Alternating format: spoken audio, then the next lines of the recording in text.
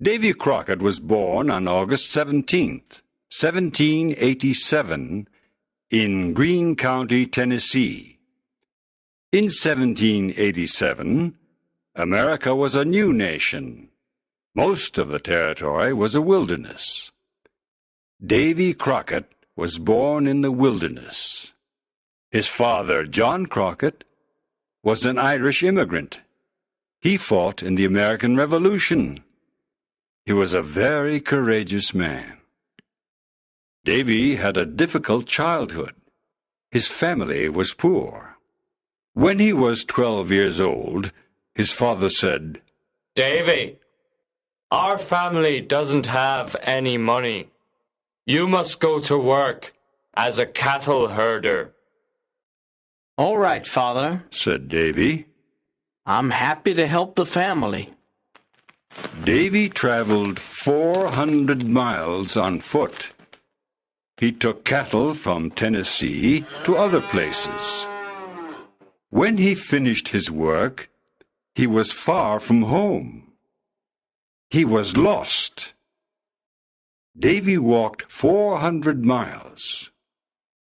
When he returned home, he was very tired. Davy gave his father the money he made. His father was happy and said, "Thank you, Davy. Now we have some money for the winter months." "I can do it again to help the family," Davy answered. The years passed. Davy went to school when he had time. He spent most of his time hunting in the forest. He was the best shooter and hunter in Tennessee. He entered many shooting competitions and won them all. He called his rifle Old Betsy. For years, Davy hunted bears and other wild animals. He was a trapper. Once he hunted 100 bears in 6 months. It was dangerous to hunt bears, but Davy was very courageous and strong. He knew the forest well. The Indians were his good friends. He ran fast and was a strong fighter. He fought with the wildcats of the mountains. Some people said that one day Davy saw a raccoon in a tree. He wanted to shoot it, but the raccoon saw him and said, "Wait a minute. Are you Davy Crockett?" Davy answered. "Yes, I am." The raccoon answered, "Then don't shoot. I'll come down from the tree." And the raccoon came down from the tree. Chapter 2. The Creek Wars. Everyone liked Davy Crockett. He was always happy, with a big smile. He was honest and always helped others. Davy was a tall man. He wore a coonskin cap, buckskin trousers, and a buckskin jacket. He always carried his long rifle, Old Betsy. In 1806, Davy married Polly Finley. She was a school teacher. They had 2 sons and a daughter, John, Joseph, and Judith. After a few years, the Crockett family moved into the Tennessee Hills. The Tennessee Hills were near hostile Indian country. In 1812, the war between the United States and Britain began. The Mohawk and Creek Indians fought with the British against the Americans. The American General Andrew Jackson organized a small army. He wanted to fight the Creek Indians and the British. Davy fought with this army. He was a scout because he knew the territory well. His work as a scout was very important. Davy traveled across Tennessee, the Mississippi Territory, Florida, and Louisiana with General Jackson's army. The Battle of New Orleans was a big victory for General Jackson and the Americans. The war ended in 1814. The British lost the war. The Indians lost their territories and went away. New American families settled in the Tennessee hills. At the end of the war, Davy returned home to his family. Unfortunately, his wife, Polly, died. Life was again difficult for Davy. He worked as a trapper and took care of his 3 children. After some time, Davy met Meg Mackinac. Meg's father was an American trapper. Her mother was a Cherokee Indian. Davy fell in love and married her. They had twins. Davy named the twins George and Washington in honor of America's first president. There were now 5 children in the Crockett family. Chapter 3. Davy enters politics. Davy and his big family wanted to live in Lawrenceburg, Tennessee. Davy bought a covered wagon. He and his family put all of their things inside the wagon: chairs, tables, beds, clothing, and many other things. 4 strong horses pulled the big wagon. Davy and his wife sat in the front. The 5 children were inside the wagon. After traveling in the forests and mountains, they arrived in Lawrenceburg. This was their new home. Davy opened a mill. He was a hard worker. His neighbors liked him. Everybody in Lawrenceburg liked him. He became a representative of the town government. He was very popular. People liked listening to his stories about hunting bears and about the War of 1812. They admired his honesty and courage. Davy was different from other politicians. His speeches were never boring. His message was clear. He spoke to the people in simple language. He dressed like them, too. He always wore his coonskin cap and his buckskin trousers and jacket. One day, at an important meeting, he didn't know what to say. So he looked at the people and said, "Today, I am like a man trying to drink water from an empty barrel. I'll tell you a funny story, and then we can go home." Davy soon became a representative of the government of Tennessee. Now he was in politics.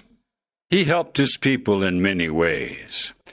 At first, many politicians laughed at Davy because he never wore a suit. After some time, these politicians admired and respected him. Davy was an honest man. Everyone believed what he said. His buckskin jacket had 2 big pockets. In his right pocket, Davy had a bottle of whiskey. When he met his friends, he gave them some whiskey. In those days, it was common to give some whiskey to friends. Chapter 4. Congressman Crockett.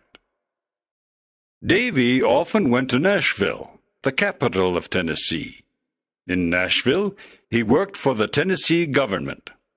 One day, while Davy was working for the Tennessee government, a big flood destroyed his mill. This was terrible. He was very unhappy because he'd lost a lot of money. When he returned to Lawrenceburg, he started a new type of work. This time, He made barrels. He sold these barrels in New Orleans, Louisiana. New Orleans was about 400 miles away. To go to New Orleans, he traveled on the Mississippi River. He had a big boat to carry the barrels. It was difficult to travel on the Mississippi River. There were many dangers. One day, his boat had a bad accident. It began to sink. Davy almost drowned. He lost his boat and his barrels, but he didn't lose his life. In 1827, there was a big election in Tennessee. Davy Crockett became a United States congressman. This was a great honor for him. In the United States Congress, he represented the people of Tennessee. He traveled to Washington, D.C., the capital of the United States. Davy was very happy to be a congressman. He wanted to help his people. There were congressmen who wanted to take land away from the Fox Indians of Tennessee. Davy protected these Indians.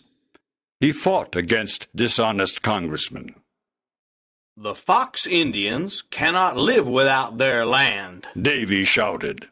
I must defend all the American people of Tennessee, the whites and the Indians. After months of hard work, Davy was not able to help the Fox Indians. The U.S. Congress made a law that took away land from the Indians. Davy was very angry. He hated injustice. In 1835, he left the U.S. Congress. Chapter 5. Texas. In 1835, the Crockett family left Tennessee. They put all their things in a big covered wagon, and they traveled for many days. They finally arrived in Texas. At that time, Texas belonged to Mexico.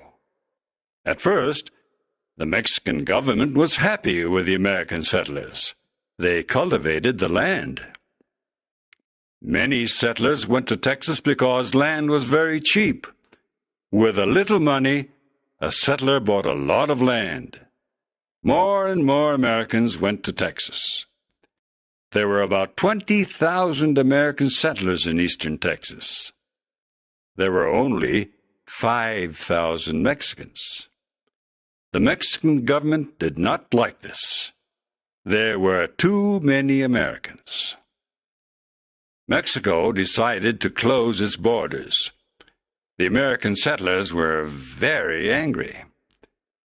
In 1834, the Mexican general Santa Anna became the dictator of Mexico. He was a cruel man. He sent his soldiers to the Mexican border. He did not want the American settlers to enter Mexico. By 1834, there were more than 30,000 Americans living in Texas. They wanted Texas to be an independent American state. They did not want to live under a cruel Mexican dictator. Davy and his family now lived in Texas. They were happy in their new home. They wanted the independence of Texas, too. One day, Davy heard that the Mexicans wanted to attack Fort Alamo. The Alamo was a Spanish church and fort near San Antonio in western Texas. There were Texans and American soldiers at Fort Alamo. There were also women and children at the fort. War was in the air. Davy knew he must fight for the independence of Texas. Chapter 6. Fort Alamo. Davy asked other American settlers to go to the Alamo with him. Few men wanted to fight, but this did not stop Davy. He and 15 men decided to go to the Alamo. They were ready to fight the Mexicans. There were 112 men at the Alamo. Colonel William Travis of the U.S. Army was the commander. William Travis was a young colonel. He was only 27 years old. He was a lawyer. He entered the U.S. Army to fight for the independence of Texas. One day, Colonel Jim Bowie and 30 men arrived at the fort. Jim Bowie was a tall, strong man. He was a hunter and trapper. Good evening, Colonel Travis, said Colonel Bowie. I have a message for you from General Sam Houston. Here is the letter. Colonel Travis opened it. He read it aloud. You must destroy the Alamo and come with my army. General Santa Anna will attack the Alamo soon. General Sam Houston. What? Said Colonel Travis. I don't want to destroy the Alamo. I want to defend it. Colonel Bowie said, We cannot defend the Alamo. We must have more men. In February 1836, Davy Crockett and his men arrived at the fort. Colonel Travis was happy to see them.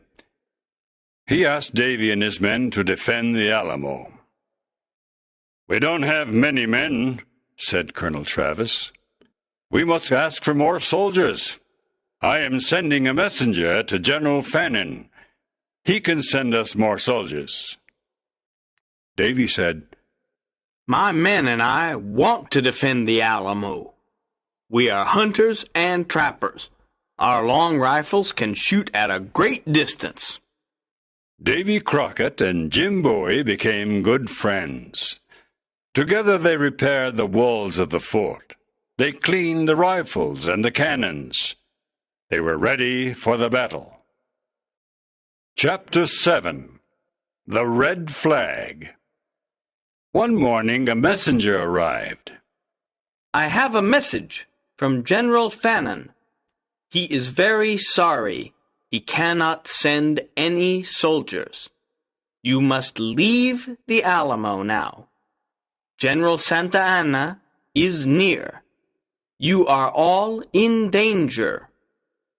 We don't want to leave the Alamo, said Jim Bowie. We want to fight for the independence of Texas. How many soldiers has General Santa Anna got? He's got about 4,000 soldiers, said the messenger. Colonel Bowie looked at Colonel Travis. We must speak to our men, said Colonel Travis. Yes, said Bowie. We must speak to them. Colonel Travis called his 187 men. He said sadly, General Santa Anna is coming to attack us. He has about 4,000 soldiers and lots of ammunition. We have only 187 men and little ammunition. We have little food and water. Remember, there are women and children in the fort. Then he marked a line on the ground with his sword. Those who want to fight for the independence of Texas, cross this line. The others can leave the fort and go home. There was a very long silence. Davy thought about his wife and his 5 children. Then he thought about the independence of Texas and the American settlers. He thought about a new American state, Texas. All the men crossed the line. These men wanted to defend the Alamo. These men wanted an independent Texas. On February 23rd, 1836, General Santa Anna and his army arrived. He sent a messenger to the Alamo. He wanted the people in the Alamo to leave. The men in the Alamo answered with a cannon shot. They did not want to leave. They did not want to return to the United States. General Santa Anna was furious. He showed a red flag. The red flag meant no prisoners. He wanted to kill everyone in the fort. On February 24th, 1836, General Santa Anna's army attacked the Alamo. The Mexicans had an enormous cannon. It shot a cannonball that damaged a wall of the fort. Davy said, "We must destroy that cannon. It can destroy the walls of our fort." That night, Davy and Jim Boy left the fort. They went to the Mexican camp. Everyone in the camp was sleeping. Davy and Jim silently passed behind the two Mexican guards. They put mud and stones in the enormous cannon. Then they returned to the Alamo. The next morning, the Mexican army used the cannon. It exploded. The Mexicans were very surprised. Their enormous cannon was destroyed. The men in the Alamo killed many Mexican soldiers. The Mexican army attacked many times during the day, but the Texans and the American army defended the Alamo. Chapter 8. The Massacre. The days passed. The battle continued. There was little food and ammunition. The men in the Alamo fought courageously. Nothing stopped them. Only 2 women and 2 children were alive after the massacre. But General Santa Anna did not kill them. These women and children returned home. The Mexicans burnt the bodies of the dead people. It was a big victory for General Santa Anna. He lost 1,544 men at the Alamo. On April 21st, 1836, General Sam Houston and his army attacked General Santa Anna. General Houston made General Santa Anna prisoner. Santa Anna then signed a treaty. This treaty said that Texas was independent. Everyone remembered Davy Crockett, Jim Boy, Colonel Travis, and the other men. They died for the independence of Texas. Texas became a state of the United States in 1845. All through his life, Davy Crockett did what he believed was right. With his honesty and determination, he became a national hero. Davy Crockett was the perfect example of the American free spirit. In his life story, Davy wrote, "I leave this rule for others when I'm dead. Always be sure you're right. Then go ahead.